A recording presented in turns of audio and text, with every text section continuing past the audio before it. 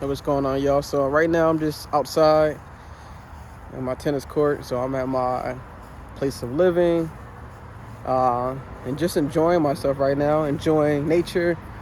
I was just going to not do a video because sometimes I really just need to just sit down, be present, and not even be just leaving my phone at home and just be detached. But I brought my phone because I did want to engage with you guys, have a conversation, and talk a little bit about Bitcoin, how Bitcoin is not only a bank, like you yourself can be a bank, not just banking, but how Bitcoin can allow you to have sovereignty and freedom. So Bitcoin allows you to have property rights, allows you to have sovereignty, so you control your own keys, which means you control your own bank account numbers, your own, you control the funds, you control Bitcoin, you control your own money. When you hold money in a bank account, no matter if it's a national bank, regional bank, city bank, local bank, whatever bank, when you hold money in those banks, you don't own that money anymore. So if you had physical cash in your hands, as soon as you deposit that money into your bank account, it's no longer yours. And many people, there's a lot of my brothers and sisters out there, a lot of my, black and brown brothers and sisters that believe that still to this day that when they deposit their $100 bill into the bank account, that they have their own little box with the key that they open up and say, oh, this is Sally's $100 bill. Let me give it to them when they withdraw. No, it's not like that. When you deposit money into your account, they just type it into the system, say, oh, let's put this artificial $100 bill in here, and let's say that this person has this money. And they just go ahead and lend that money out. So you give them $100, they go and lend $90 to Fred because he wants a loan, right? He wants a loan to pay whatever. So they lend that $90 out, and technically you have that $10 in. You have $10 in your bank account now. They lent that $90 out to Fred or Joseph or whoever. So you got $10 now. Now when you want to come and get your money back, then since you do have that $100 that they just typed it in, then you can get it back. Now, if everyone decided that they want their money today, and they call this a bank run, they want to say, hey, I want my money today, they may not have it, because if everyone's saying I want their money and they already lent the money out, there is a problem there. So they call that a bank run. They don't have the funds that you gave them, because it's now, remember, it's no longer your money. Once you give them that fiat currency, that money, it's an IOU. All that is IOU. Like, oh, I got you back. Whenever you want your money, I'll keep this money for you, because you can't keep it at home safely. You can't handle your funds safely. You have $1,000, we'll take care of it for you. No worries, we'll take care of it. We got you. We got you, brother. We got you, brother. We got you. No, they don't got you. They do not have you. My brothers and sisters, my black, brown sisters, my white sisters, my black brothers and sisters, no, whoever, they don't got you. Bitcoin has you. Why? Because you own your keys. You own that power. You have control of your funds. When you self-custody your Bitcoin, you own your Bitcoin. That means you can move that $100 that you had. You can have that peer-to-peer transaction, which means if I want to send you $100 of Bitcoin, if we wanted to have that denomination in US dollars, that fiat currency, then I can send you that $100 worth of Bitcoin at any time, at 2 a.m., at 3 a.m., at 6 a.m., at 9 a.m., at 10 p.m. I can send you that money, no problem, right now, if I wanted to, as long as we have that connection.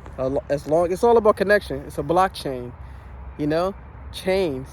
There's a chain. That means there's a connection, with each block.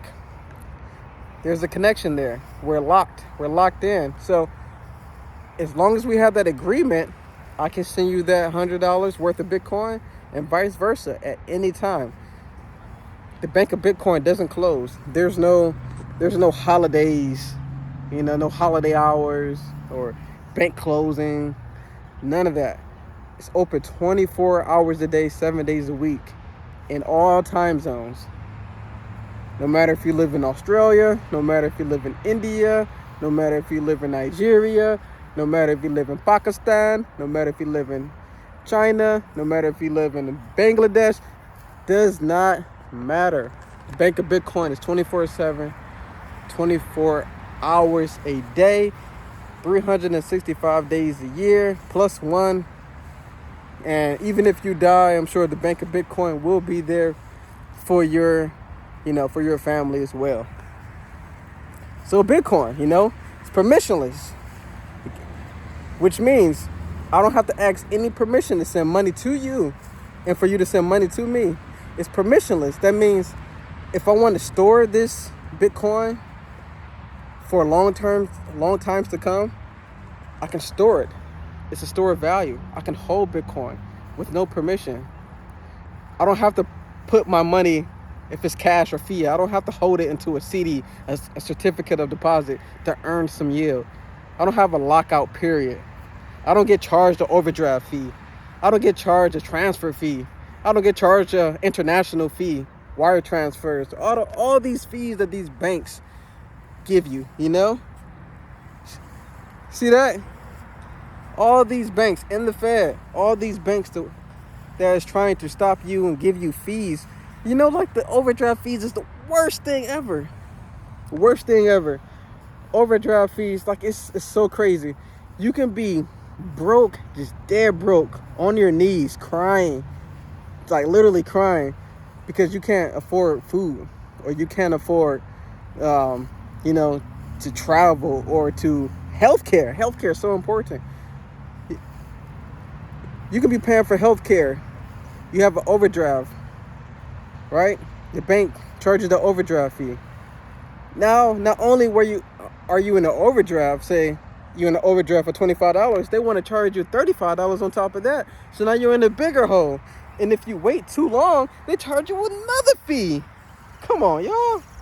No, it's not the way to go. That is not the way to go. I don't know about you, but that is not the way to go. That is not the way.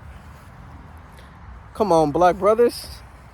We got to get out of this system. We got to end the Fed. We got to end these banks. Now, I use a bank. Banks are necessary. Not necessary, but they can be helpful. They can be helpful for getting out, loans. They can be used to leverage your money. But regular personal banking, no. Bank of Bitcoin for that. Now, even with these taking out loans, now you can take out loans against your own Bitcoin. Ooh, come on now. You can take loans against your own Bitcoin. So if you have $20,000, $50,000 worth of Bitcoin, you can borrow against your own Bitcoin. But that's another discussion. That's for the people who are already into the Bitcoin realm. That's for the people who's already, bankless, or thinking about becoming their own bank. The bankless meaning not actually like having no bank, but bankless meaning that they don't like the banks in their mind. They want to end the Fed. They want to become their own bank. And you could become their own bank right now. Why? Because it's permissionless. You don't need no ID to be the Bank of Bitcoin. Now, the only thing you need, this KYC, know your customer, is if you're applying for a custodian account in which you buy and sell Bitcoin, such as Coinbase and Swan and Strike. So yes, you kind of do need to know fill out your information to buy Bitcoin, but not just to buy it. You don't have to store Bitcoin with them. And that's obviously, once you know more about Bitcoin, that's not good practices anyway. You want to be able to store your own Bitcoin, have self-custody of it. That means you own your keys, you own your Bitcoin, you have self-sovereignty. Just like holding fiat currencies or holding cash into the bank, it's the same way as holding Bitcoin into these custodial accounts. So if you keep your Bitcoin on these exchanges for longer than needed, you don't own that Bitcoin. You're just buying it, and it's an IOU. They say, oh, I owe you. I can give you your Bitcoin back. But if there's ever a time where everyone needs their Bitcoin and you kept it on the exchange, that's not your Bitcoin. That's their Bitcoin. That's Coinbase's Bitcoin. That's Swan's Bitcoin. That's Strike's Bitcoin. That's River's Bitcoin. That's Crypto.com Bitcoin. That's not your Bitcoin. Like fiat currencies, that's Chase's Chase's $100 bill. That's Bank of America's $100 bill. That's Wells Fargo's $100 bills. That's Swiss France Bank $100 bill. That's not yours. You think so? It ain't. You think it's your money, but it ain't. Once you deposit it, it is not your money. Only temporarily. It's only your money temporarily. But if it ever comes a time where everyone wants their money, they may not have it. And you've seen it. Maybe you haven't seen it, but there's many banks that shut down or it was on the verge of collapse. But obviously, the government bailed them out, all this thing, like they always do. Back in 2008, they did the same thing. They bailed a lot of these big banks out when all these banks were crashing. Same thing happened with Silicon Valley Bank. They're on the verge of collapse. It was a bank run. Everyone wanted their money at the time. Silicon Valley Bank. Everyone wanted their money. They didn't, they can't afford to give out hundreds and thousands of dollars right now at once. They already loaned that money out. Or they bought investment products. They bought bonds with it. They either loaned it out and bought bonds. Did some foreign exchange, products or transactions. They don't have your money. Sorry.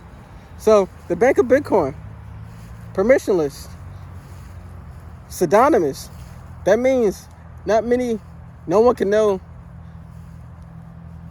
that I'm making that transaction in particular. Now there's ways in which you can find out potentially whose wallet or whose bank account there is, etc. But not really. Only, so there's a string of numbers. So if I send my $1,000 worth of Bitcoin to a friend in Germany, and you look at the transactions, they don't know who that is. They don't know. They just know someone's sending money. There's no email address. There's no name attached to it. No one knows.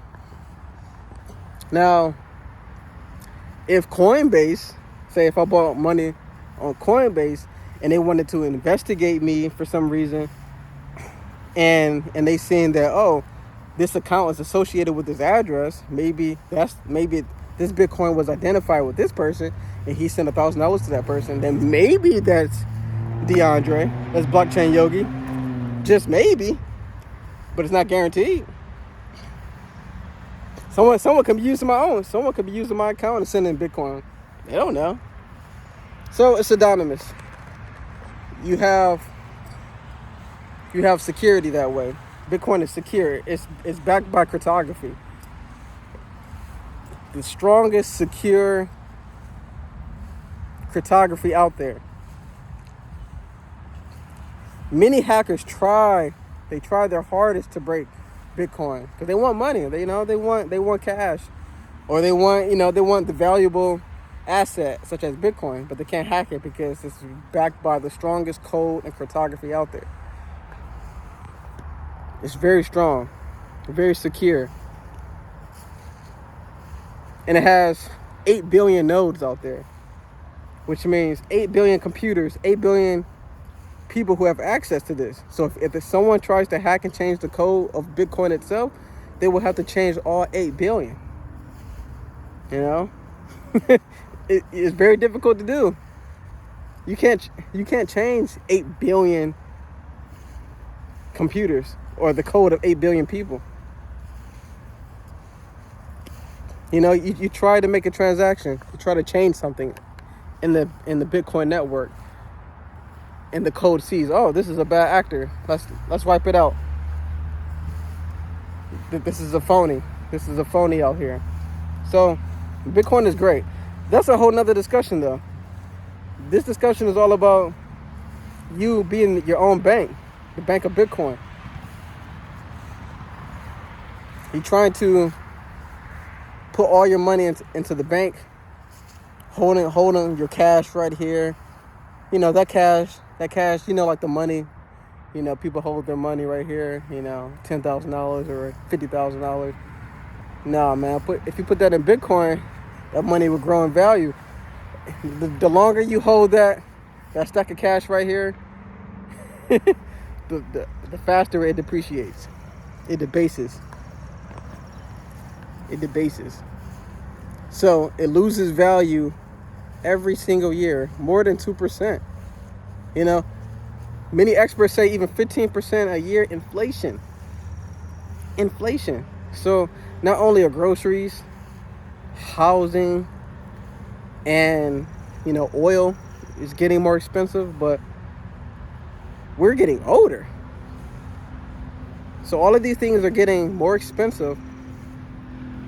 The cost of living, and our bodies are getting older. So we may not even be able to produce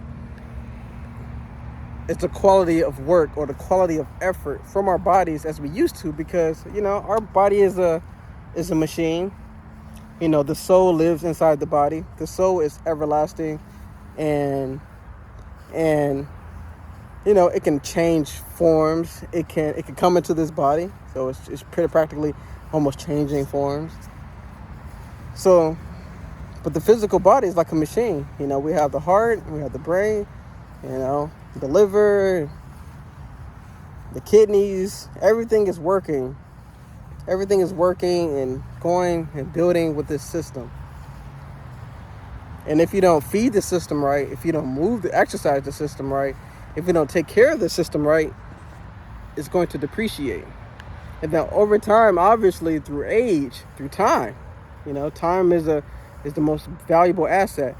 And time naturally slows down the body, because as each day passes, we get to say 100. Now, there's many people out there who live very, very quality lives at 60, 70, 80 years old, even better than they were in the 20s or 30s. But most people, and in most cases, things depreciate. So our bodies become less able to handle these various tasks. So life gets more expensive and our body depreciates. So it makes it harder for us to excel. It makes it harder for us to use our body in a high functioning manner to make more money or to produce. So we need something that produces at the same, produces at a speed that can be much greater than what our body can produce, what our minds can produce. There's dementia out there. Some people have dementia, Alzheimer's, and they're not going to be able to produce, not even think or remember. But Bitcoin will help, because it grows over 45%, up to 150% per year in annual growth. So that's going to beat inflation. It's going to beat taxation. That's going to beat the inflation that our body takes, the toll that our body takes through time, through simply just by living, or the bad products that we take into our body. That slows our body down. So, I'm on a rant here because I'm outside, and whenever I'm outside, I feel, free. I feel I can breathe. I can bring in this natural chi, this natural prana. Chi and prana, same thing. So, my brothers and sisters, get some Bitcoin, self-custody Bitcoin. And if you need help in understanding all that I'm saying, I do have coaching sessions that we can meet one-on-one. You can click on the link down in the description, and I'll set you up how to own Bitcoin, what apps to use, how to self-custody it, meaning how to own it and not let your Coinbase own it, how to take control of your Bitcoin, how to send it to any individual around the world, how to hold it, save it, invest in it, all of those things. Because this would be beneficial for you. It's an investment product, it's a savings product, it's a freedom product in technology. Bitcoin. But Bitcoin's not the greatest asset, obviously. Time is. And why not save your time? Why not invest into your time? With time, there's monetary needs, there's physical needs, and all of these things. And Bitcoin will help that. So I hope you guys like and subscribe. Check all the links below. Get you some Satoshis, which is the smallest unit of Bitcoin. If you sign up for Strike below and sign up for a one-on-one, and then we can talk personally to fit your needs. So I hope it helps you guys. Let's breathe. Here we go. Peace.